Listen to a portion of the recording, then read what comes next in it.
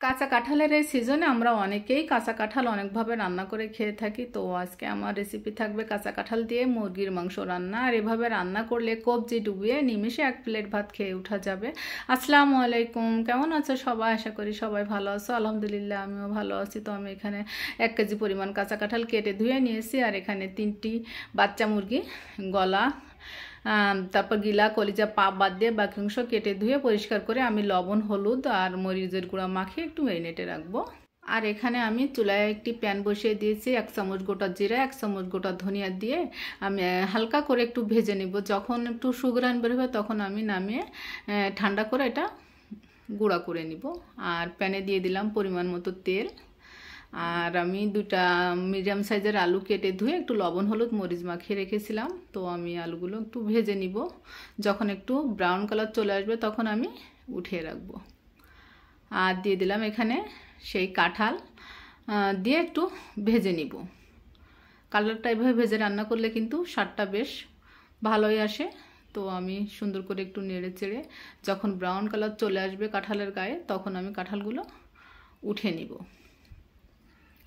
তো কাঁঠালগুলো যখন সব উঠানো হয়ে যাবে তখন আমি একই প্যানে মুরগির মাংস ভেজে নিব।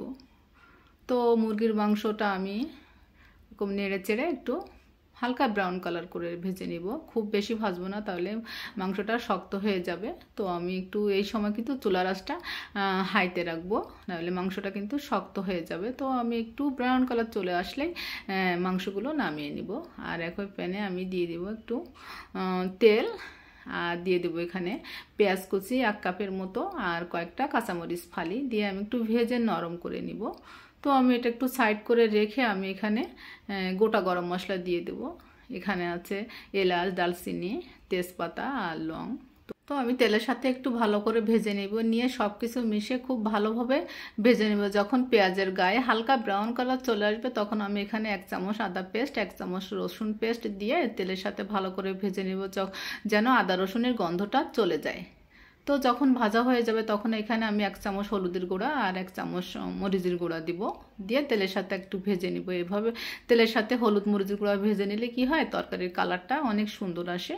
তো আমি এখানে দিয়ে দিলাম 1 কাপ পানি। আর সেই ভেজে রাখা মশলা যেটা আমি ভেজে নিয়েছিলাম ওটা আমি ব্লেন্ডারে গুঁড়ো করে নিয়েছি। আর এখানে স্বাদ বুঝে লবণ দিয়েছি। লবণটা বুঝে দিতে হবে, কারণ লবণটা কিন্তু আগে দেওয়া ছিল।